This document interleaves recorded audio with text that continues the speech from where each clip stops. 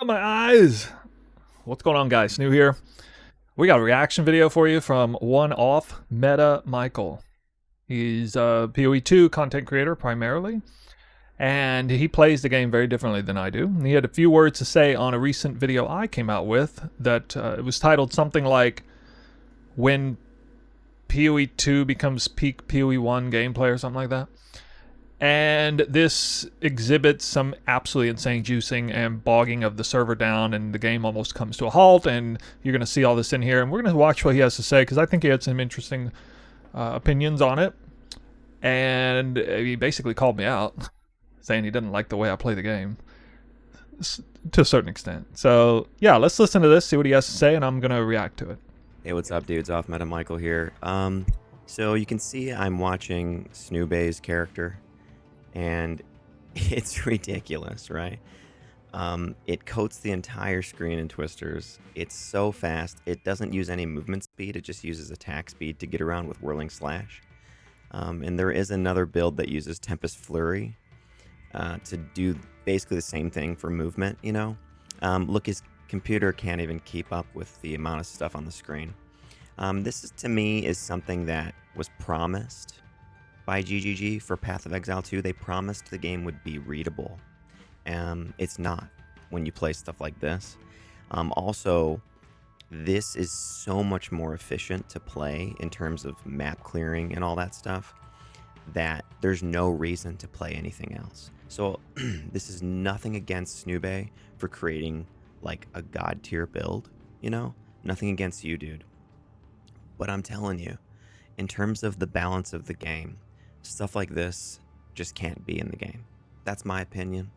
You can disagree with me if you'd like, anybody, but I just... All right, so that's his opening argument.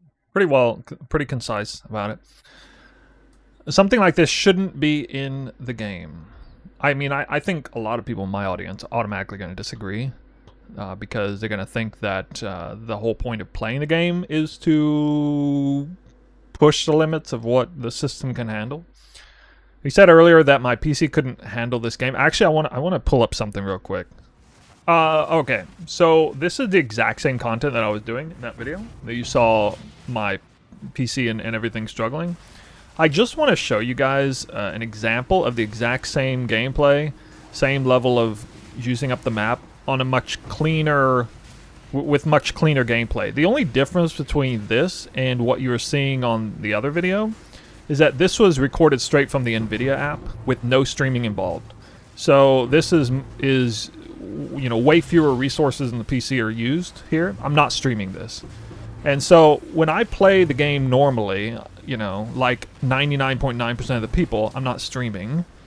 It's actually way more manageable, much more enjoyable in this sense. It comes out a lot cleaner. Now, obviously, the visual clarity is still horrible, but as far as me being able to control the character and everything, it's so much better. And this is just evidence for you.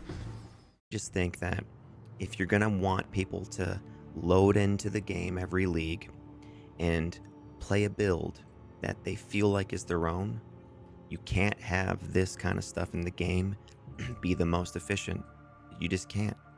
You need to have way more balance. There's got to be a lot less screen-wide stuff, a lot less zipping through the... Like I said, people want to be able to come into the game and feel like they're playing a build that's their own. I'm having that feeling more than most leagues right now. The feeling that this build I'm playing is my own because it's so much time and effort I've put so much time and effort into refining and updating, evolving this build, fixing issues with the build after the bug fix to Whirling Slash. But I'm obviously the only person who has that feeling for this specific build. Totally on point though with what he's saying, because I wish, I really do wish way more people would make their own builds, would do what I do and come out with all the kinds of crazy builds. I wish fewer people would be followers and more people would be creators. Definitely. It would make the game a lot better overall. Map, the game needs to stay readable and clean. This, by the way, in terms of like capturing new players, is terrible. This looks like an arcade mobile game. This does not. I love that. Well, that's so provocative. What do you guys think? Do you think that's right? Do you think when newer players see this, they're just instantly turned off from PoE 2, and it's actually a massive detriment to recruiting new players? Like, a part of me thinks he's absolutely right. Part of me definitely thinks he's right. Because I am also massively turned off from arcade-ish looking games. And this does look like an arcade game. The way like, if you just saw this from nothing, you had zero reference whatsoever. I actually think that's based as hell, what he just said there. Honestly, I don't agree. It's one of those things where, like, about 80% of my being agrees with it 100%. You know what I mean? And like 20% of it's like, no, you can't say that. Like, so it's an incredible point that he's making. Look like a top tier ARPG that is supposed to follow in the that's supposed to be like a Diablo 2 successor, you know? So I think they really do need to figure out what the top end of speed is they're willing to have, so that they can bring that down to a level that makes sense with other builds in the game, okay? Like, if you're not playing this build, you're not clearing maps very fast. All right. To that point, he said earlier, why would anybody play anything else when this exists? There's one massive problem with this point. He pulled up the wrong build. He should have pulled up Lightning Arrow Deadeye if he was going to make that point, because that is the predominant meta build. Which is a huge hole in his argument in this particular case. Only if you go look on PoE Ninja right now, like 2% of people play this build. Like, nobody's playing the build. Which I personally have a bit of a hard time believing, considering this is what it can do. And I have seen footage of super high-end LA Deadeyes, which I don't have anything directly against. I'm not a big fan of Roa. I think Roa as a mechanic is antithetical to the core ARPG experience. I'm not a big fan of like mounted gameplay generally.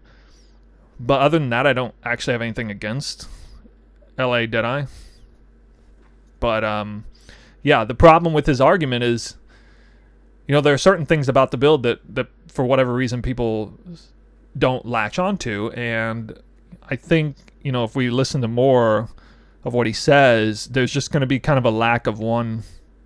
There's just a point that he's missing completely, and that is that builds aren't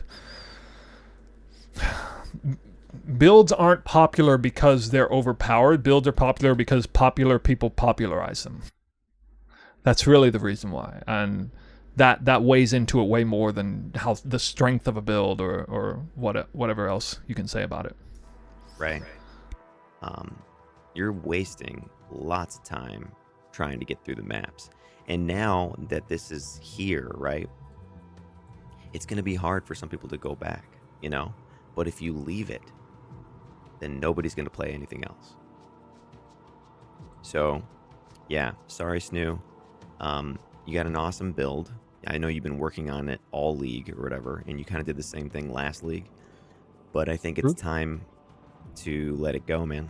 You broke the game completely, and it's super, super, super fast, and it's cool that you can scale things like that in the game, but at the same time, it just, nothing else makes sense, Like, how are you going to even have any other type of new build that's using flails and shields and traps, and like, what is the shadow going to do if there's going to be some kind of stealth mechanic and backstabbing and like big crit damage, single target stuff? Like, it doesn't even make sense, So I really do think they need.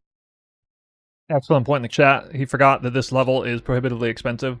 That's true. When people who have never invested thousands of divines into a build, like this build currently that you're seeing has thousands of divines, at minimum 2,000 at this point. I don't think I crafted the mirror tier spear yet, so probably 3,000 or 4,000 at this point. And to be fair, a lot of builds in PoE 2 right now are not going to get a whole lot of value out of investing that much into it. That's one thing I pride myself on build creation, is trying to, because the amount of value you get out of currency tapers off, and it becomes flat towards the end. The real challenge of high-end build creation is figuring out how to maximize the value that you get out of a build going from 1,000 to 2,000 divines. Because if you don't take that part seriously, you'll get almost nothing out of it. And this was a build where I did actually get a decent amount out of that stretch. A lot of it was like the investment into Against the Darkness, opening up another few spirit gems, unset rings, not other ring archetypes, and like, of course, like mirror tier weapons, things like that. But yeah, a lot of people will watch something like this and don't realize that this is available to you if you have that kind of currency. But if you never have that kind of currency, you feel like it's something you can never reach, and it kind of pisses you off that you'll never have it. So, I would ask anybody who's watching this right now to, check themselves to think, do I have a negative feeling about what I see because I don't want the game to even offer this, period? Or am I just envious of the fact that this particular player put in that level of effort and got that much out of it, versus I just haven't figured out how to do that yet, or haven't put in the time yet? Because I definitely want the game to exist in a way where maximal effort gets maximal reward, and that players at the super high end have an opportunity to actually keep playing for a reason. Keep investing currency into the gear for a reason. And I do want players at the low end to have a reason as well. At the low end, you should get even more out of less, of course. But at the high end, you should still get something out of continuing to invest. And again, it's not enough just to throw 1,000 or 2,000 divines into a random build. It's got to be a well-constructed build as well. Need to take a look at some of this kind of stuff and really rein it in a lot, So if they don't, then they're going to fall into a problem that Diablo 2 has, actually, which is that whenever there's a ladder or league reset, most people feel compelled to pick the fastest thing, which is in Diablo 2 a sorceress, because she gets teleport at level 18 and nobody else does. Yo, shout out to Palstron on the screen. Is this not the fastest, most degen build you guys have ever seen Palstron play? I almost couldn't believe it that he was playing this. I saw him working on this, so kudos to Palstron for making a Giga Blaster on this. This is like, this was a sort of Tempest Flurry, just crazy high movement attack speed build he did. Everyone usually picks a sorceress on ladder reset in Diablo 2 because it's just the fastest thing to get up and running for magic finding, so that you can fund the builds that you actually want to play. And I feel like this game is kind of doing that too, where you play the fastest thing you can play in order to get a lot of currency, and then maybe you can either min-max that, or you could actually play a build that you want to play. And I just don't really want to see them go down that road. I really think they need to figure out, once again, how readable everything should stay. Like these maps with the delirium fog, for example, are really not nice looking. They're not fun to look at, When he says readable, is he referring to like visual clarity specifically, and like how like the pixelation gets distorted because the graphics card can't handle, and you got to do like dynamic resolution and stuff, and delirium fog and everything? I'm guessing that's what he's talking about. And it just slows down. I hadn't really heard that terminology used in the context of like visual clarity, but I'm guessing that's basically what he means. And I know like when you're playing these yourself and you're the one in control, you're moving, zipping around the map, you're finding divine orbs and stuff. It can be fun. Like I know that. Don't get me wrong. It can be fun. But what you're creating is like, you're creating a game, though, where when people look at it from the outside, they don't want to play it. Okay? I'm just telling you that because that's why I stayed away from Path of Exile 1 for so long. Is because it did not look fun, because it didn't look readable. And it looked way too spammy. So I'm not saying the game has to be completely the campaign the entire time. I'm not saying that. but I am saying there needs to be probably a cap on some of the top end of speed and everything, and then they should balance accordingly to that. So what do you guys think? Am I completely off base here? Is this what's best for the game actually? Is this what makes it more fun to play, to be able to do really insane stuff like this? Or does it make you feel like, yeah, I can't really play the builds I want to play because these are just so much faster and more efficient and better? Why would I not play these instead? Does it kill the build variety a bit for you? I kind of feel like it does. So let me know what you think. Initial thoughts from that video being done. I think his strongest point is the idea that if somebody randomly saw this footage, as in like they're thinking about playing PoE 2, and maybe they saw a couple different things and then they see this, would it turn them off? If they're kind of an old school, want, the slower methodical gameplay, and then they see this arcade-like gameplay suddenly, yeah, that's probably going to have a visceral reaction that might be negative to it. And while Michael didn't key in on this point very hard, I don't think, in the video, GGG has made it their mission statement, although they're deviating away from it now. Initially, their vision was to make a game that was, combo-oriented. You had enough time to react to things. Monsters might interrupt what you're doing. You have to reset your combo, and that this would be, an invigorating way to play the game. And, the whole pacing would be slowed down from what we see in PoE 1, certainly at the top end. And if you combine that point with what Michael's saying, then it does make a lot of sense. If that's the type of player GG is trying to recruit to their game, trying to attract, well, then, and it makes sense too, right? Because arcade games are a dime a dozen. There's, I don't know how many ARPG games that look like this, where PoE is supposed to represent a different type of game, one that's, a little bit more crisp, clean, and grind or gritty, I guess. A little bit slower, certainly, than PoE 1. But I think what Michael overlooks, what he's really overlooking in this video, is the fact that when you open a YouTube video and you see content like this, you don't actually see the amount of time and effort that went into the creation of everything it took to reach that point. Yeah, I think he said some really good points, and I also think he simultaneously kind of overlooked that part.